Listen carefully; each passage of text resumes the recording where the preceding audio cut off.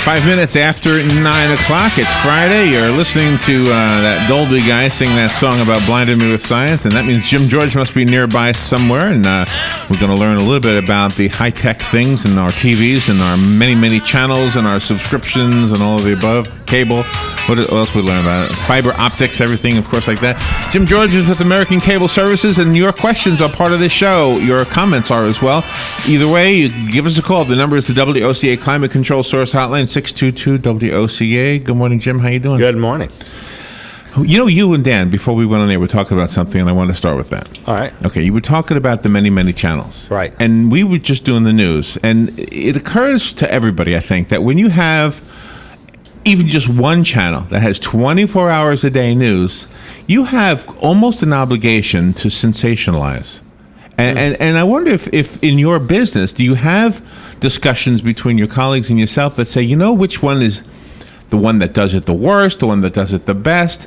Because, I mean, we all kind of gravitate maybe to CNN or to MSNBC, but and I know some people either hate or love Fox. Right. So what is the general consensus with you guys as far as who's taking the news and making it into show business? Well, actually, Fox is the leading one right now. If Cox Cable or Comcast or anyone would turn off, let's say CNN, you'd probably have a small, major, revolt. But if they turned off Fox, you'd have a real major revolt. Really? Yeah, because they don't just politicize it, but they have their commentary is a little bit better, and their color is definitely better. From our point of view, when we visit the CNN studios and we visit the Fox studios, CNN's in Atlanta, Georgia, Fox, New York, the difference in the high definition and everything is much more clear. So people gravitate. Plus, Fox has brought in consultants that know how to mix and match colors. For instance, I'm literally almost totally colorblind. Huh. And yet I can see all the colors, but I can't delineate them. So if you give me a book and it has a 9 in it or a 6, and they're out of different colors, gotcha. I can't see red on black. So Fox has actually stepped up and said, we realize this, we recognize this, and we're going to make our color palette accessible to everybody? Unbelievable. So when you watch a color picture on a show or a TV channel that does not use that science, are you sometimes seeing the wrong thing? Or just not as clear, right. Yeah. So you don't... Just not as obvious. Exactly. So News Channel 9 comes as blah, blah, blah. Wow. And do you think that actually improves their viewership? I believe it does, because people like to see vivid, jumping out at you colors. They want to see it as if they were in the studio like WOCA looking through the window. Yes, that's right. It should be a window to the world. TV is a window to the world. Well, that is cool. See, that's something I would have never thought that was part of that whole package and part of the thinking. One of the things that used in old TV, and this is, Dan, you've had way more experience with TV than I ever did, but when like talk shows, the entertainment talk shows, like the Johnny Carsons and stuff, they literally, well, let me rephrase that. The local versions, the people who were trying to do the same thing on a local level, like down in Tampa and Orlando, they would have these big, huge discussions about the sets, what was built there, how the desk looked, how the chairs looked, because they actually did a study that showed that the better the set looked, the more viewers. Exactly. Oh, yeah, absolutely. It's an interesting thing. You would think that the conversation would help, but apparently, and you know who was failing was PBS? Joe Franklin. Joe Franklin had bad grades, but yet this guy was a real popular New York talk show host. Yeah. No, they want to make it as though it's in your living room. That's the experience, and not that you're looking through a telescope and peering in at someone doing something. They want to make it like the guy's right in your living room talking. So can we subscribe to a foreign country news channel? Yes. Mm-hmm. We can. Yes. And the reason I ask this is because sometimes people will say, and everybody's got their own opinion, but they'll say, you know what, if you really want to get the scoop on what's going on in America, watch Canadian news.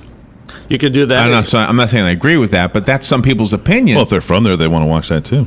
No, these are the people I'm referring to. Well, the one guy I'm thinking of. He's convinced that Canada gives you the straighter story than our news agencies. Well, they have BBC America, but they also just have BBC, the British Broadcasting.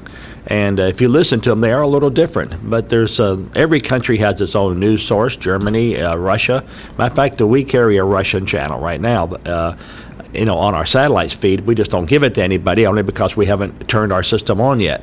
But it's really interesting to hear the Russian commentators talk about what's happening in Afghanistan and Iran and what's going on with Israel and Iran from the Russian point of view.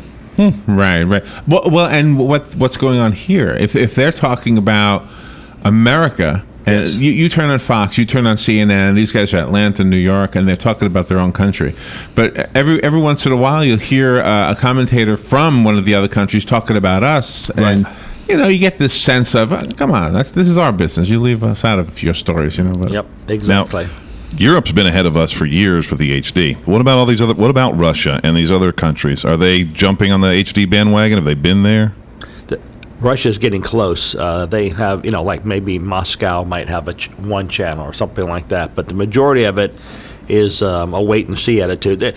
Remember, not the America watches TV, but if you go to Nigeria or Denmark or Sweden or any of those other countries, they're not TV watchers. They're out fishing, they're out skiing, they're out, politicized. They're doing their. That's why they're skinnier. Huh? TV is something they might do a couple of hours at night, before going to bed or something. Probably the way we should do it. Yeah. Let's go to the phone. You have a caller. Good morning. Thank you for calling. You're on the air with Jim George. Good morning, Mr. George. I've always listened to the radio. I don't have that much time to watch that much TV. Plus, I can be doing things while I'm listening to the radio. What I do know was years ago, I lived for a while upstate New York, and we used to be able to pick up the BBC at night. And there's definitely a difference in some of the news broadcasts that take place in this country as to how the BBC tells the story. And some of it is almost 180 degrees. It's unbelievable. But whether that's their take or whether one is more accurate than the other, you don't know. But I definitely used to listen to the BBC, especially on national and world events. Yeah, I would imagine so. But I don't know how that works out today. But anyway, that's my opinion. Thank you. Have a good day. Well, basically what IPTV is going to accomplish is that you can get channels from all over the world. We have one satellite alone that probably has 150 international channels on it. And we'll be carrying all the channels that are on that satellite. So you could watch Serbia TV. You could watch any country in the world that you can think of. Mongolia TV, Iranian TV. There's 26 Nigerian TV channels. So if you are from that country, the whole idea is that you're a first generation or maybe even a second generation Swede, and you're over here. Maybe you would like to watch the Swedish channel that you used to watch as a child growing up. Sure, why wouldn't you? Sure. So you tune into it, and there it is. And you only pay for what you watch. Switching to radio a little bit, or to the car radio, I want to say. I was watching this thing on the car radio? On the internet. I was watching this thing on the internet about a new JVC radio. Now, you guys are more on top of this than I am, so maybe it's not as new as I think. But you're driving, voice command, you tell it what to do, and if you don't set it to where it's not taking a voice command, you could be on your phone saying to your wife, "Hey, I'm so excited," and all of a sudden the Pointer Sisters will come on doing the song "I'm So Excited." Are you familiar with this? Have you seen this? Yeah, it's coming out. Yeah. So this is new then. This is not something that's been around a while. It's like the Ford Sync, your voice recognition software, and they make fun of it all the time. The big thing on BBC, if you watch, they're always making fun of the voice recognition software because it always does screw up because it's still in its infancy. But it's coming. It's getting better, just like everything else. So the car radio is now voice controlled. Yes. You say WOCA or the source, and it goes right to it. Almost everyone I know will turn that feature off. Right now, yeah. Yeah, because as you talk in your front seat or what, if you're by yourself driving, maybe it's not. Yeah, I think that's the whole. But if you're on the cell phone talking to someone and you're having a conversation about fishing, and then a song like that comes on, and then you talk about flying airplanes, and then a flight song comes, it drives you crazy. It drives you absolutely crazy. Yeah. So you really wouldn't want that. I had a question, Jim. Remember 3D movies, 3D TVs now. Yeah. Are they making any progress with the news on 3D TV? Are they going to broadcast news in 3D soon? Oh, When you were yeah. at the Fox stations? 3D actually is not going to make it. Think it's a dead art? Yeah, it's not going to make it. Uh-oh, that's a bold statement. Now, the reason being is high def is so sharp and so clear. Okay, yes, you say it's only, must say, two-dimensional. Yeah. But when you look at 4K, which is 4 times the definition of Of high 1080, definition. it is unbelievable. Yeah. It literally But jumps out of the screen at but you. wouldn't 3D require 2 places for your eyes? I mean, wouldn't you have to have 2 different pictures? You know, glasses. Well, right now they require Yeah, so- glasses, but the So that would push, drive me nuts. the push is to create a flat screen, high definition that does not require glasses. It actually looks as though it's coming out at the screen at you. Nintendo's done Have something. you seen it? I mean, yeah. There's a Nintendo DS. Have you seen these Mm-hmm. little kids game type of things? And it has the Focus 3D where you just watch it for a few minutes and your eyes focus to it and it's 3D. And you've No tried glasses. it? Have you tried it? Yeah, it's pretty good. Wow. But I don't think anybody wants to put on a special pair of glasses to watch No, I know. TV. I know. And because let's assume you don't have contacts, Larry, you wear glasses, then you'd have to put a different lens over your other glasses to watch, Right, right. and takes up a lot of data. So if you have a DVR, it's going to be a little bit more data to take up. So I think the bottom line is, from everything I read, 3D was a good experiment. It was a novelty, but it's not here to last. So if you're on the computer dating and it's a 3D picture and the girl has a huge nose, you'd know it right away. That's different. That's different stuff there. Yeah. You heard it here first. Jim George, 3D TV is dead. Oh yeah, it's dead. No. You might be right. Now, what about the other things? Like when you go through, when you get off of Space Mountain, something Disney. This has been years, but they show you things of the future. Now, is this here now or not? Where you're sitting there watching TV and it says, "Oh, you've got a call from Johnny," and then Johnny's picture shows up, and then you say, "Hey, Johnny, how you doing?" And Johnny says, "Hey, good, Grandma, how you doing?" And so they're talking back and forth. The TV's still got the picture going, and you do something, I guess, to control the sound. Is that there now? I mean, Yes, that's there now. Can we get it through you? Sure. What kind of TV do we need for that? No, it's any kind of TV. What happens is it has. Well, I shouldn't say that. It can't be a real old analog TV. Yeah, It has to be a high def TV. But it's a picture within a picture function. And what happens is when the phone rings, if you happen to have a picture of that person, in your cell phone, when you have a little picture of Robin. But I mean, no. But this is them now. It's like a Skype thing. It's not It's not a photograph. It's just You're saying a live video? Yeah, here yeah. pop in there. There's Johnny talking to Grandma, and it's him now. Same thing you do on your cell phone. See, I don't do Yeah. that on my cell phone. Oh, yeah. Yeah, you can do the same thing on your cell phone. Yeah. All right, let's go to this phone. Good morning. You're on the air with Jim George. Yes, good morning. Good morning. I'm going to be looking for a new TV in the near future here, probably before the holidays. Now, with this new high definition, is that available now at your local TV stores on a television, or is that something coming in the near future and I should wait?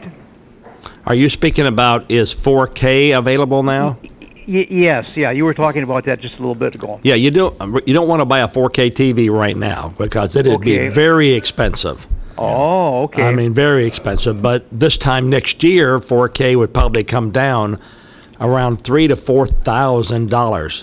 Oh my God! And I'm saying down, Down, too. Not, From what, 10 not right the now? cost $3,000 or $4,000, but down. I think right now 4K is somewhere around $8,000 to $12,000. So who has that? Wow. But what you do want to get is a smart TV.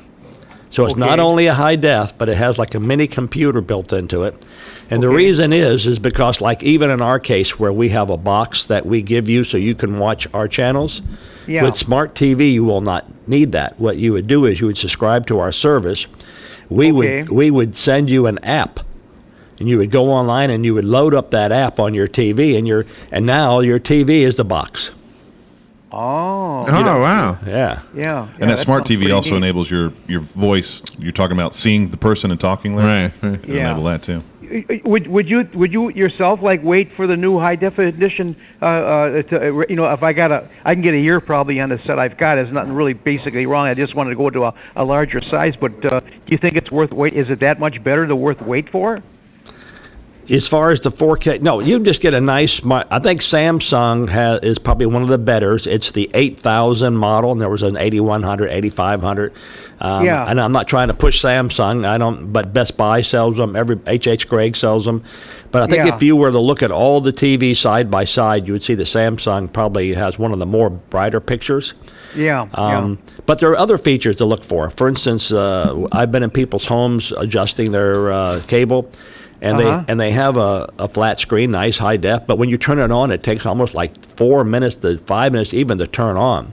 And then when you change the Sounds like channel, old TV. and then when you change the channel, and it misses a brand new, flat screen, it may take 3 or 4 seconds to change channels. Why? Because it's really a television monitor that has an input for TV.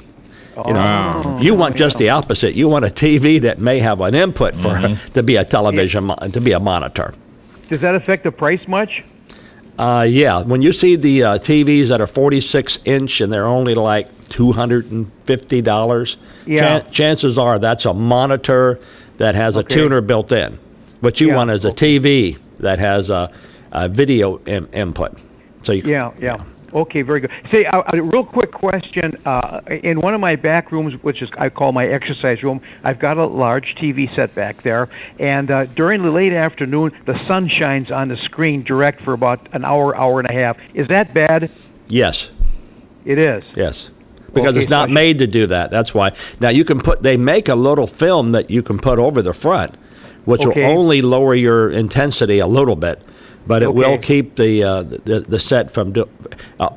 What happens is these plasma. I don't. Well, first of all, do you have a plasma screen or an LED or LCD or LED? Yeah. And chances are it's not bad for the LED, because LED is just light bulbs. That's all it is. Yeah, it's a Thousands plasma of little for. light bulbs.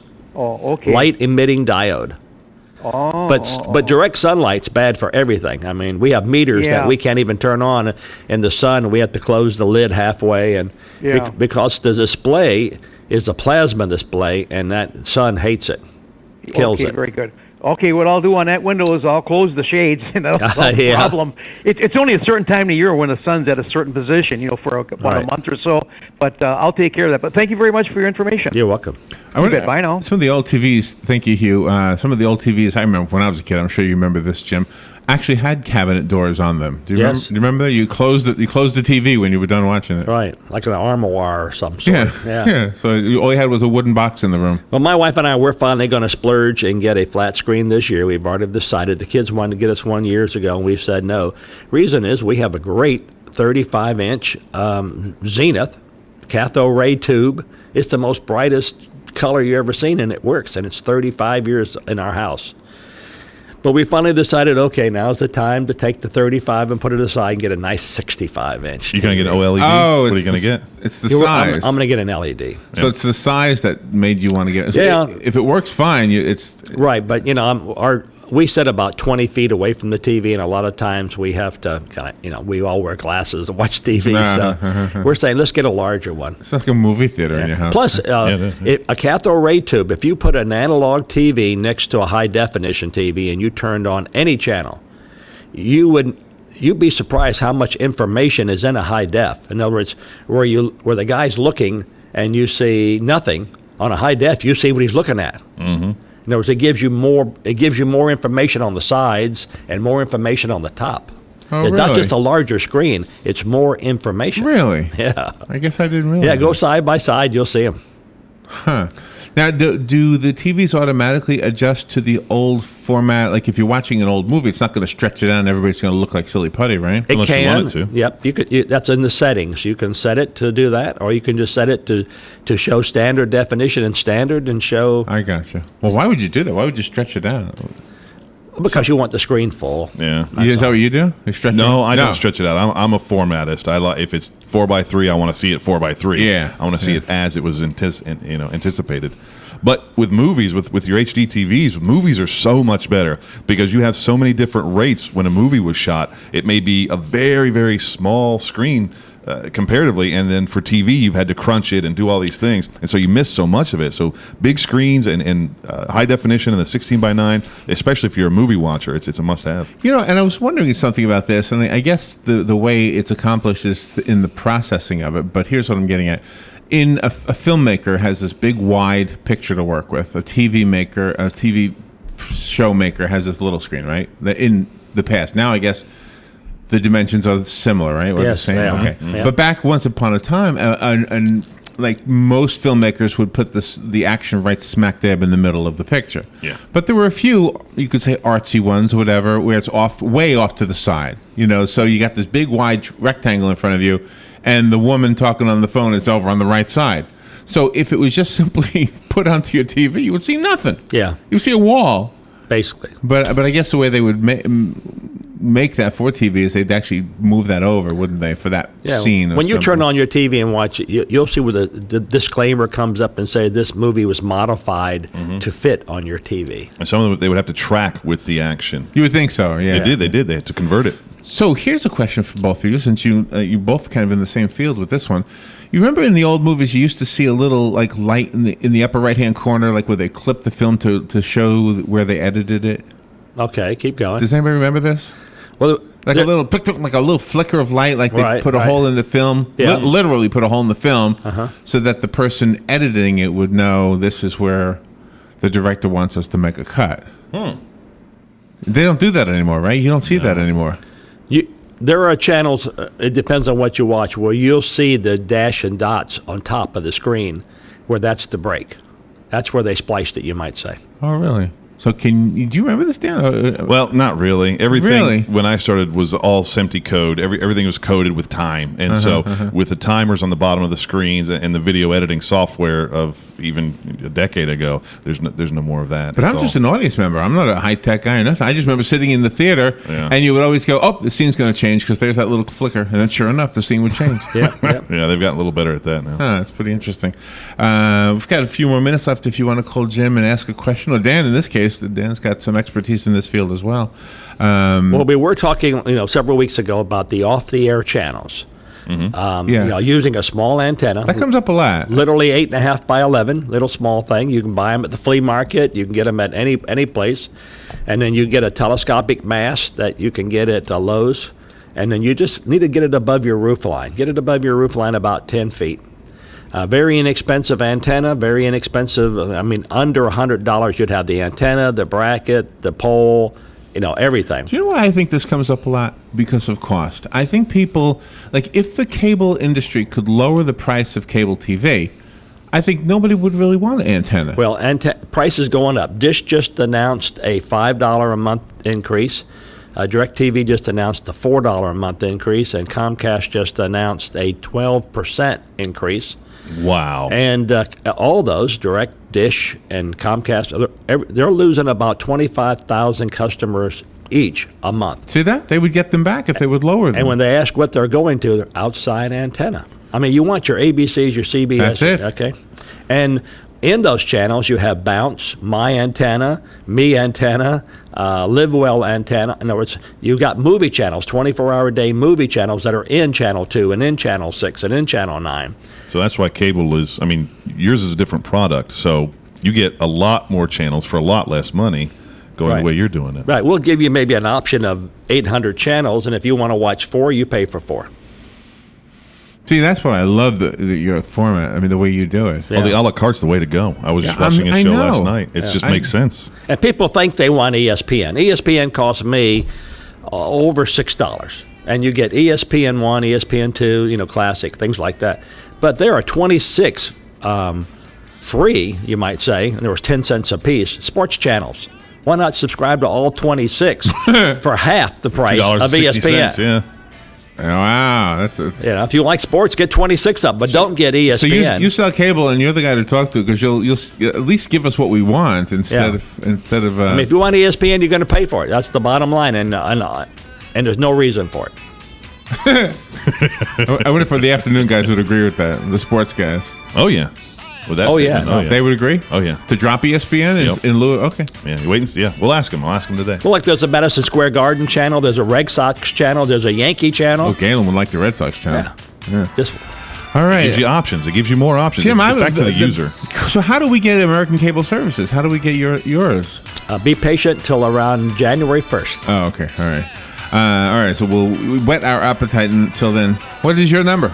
854-9795. Always interesting, Jim. All right. Thank you so Thank much. you. Thank Bye you, now. Dan. Thank All you, right, we'll Larry. take a break. Be right back.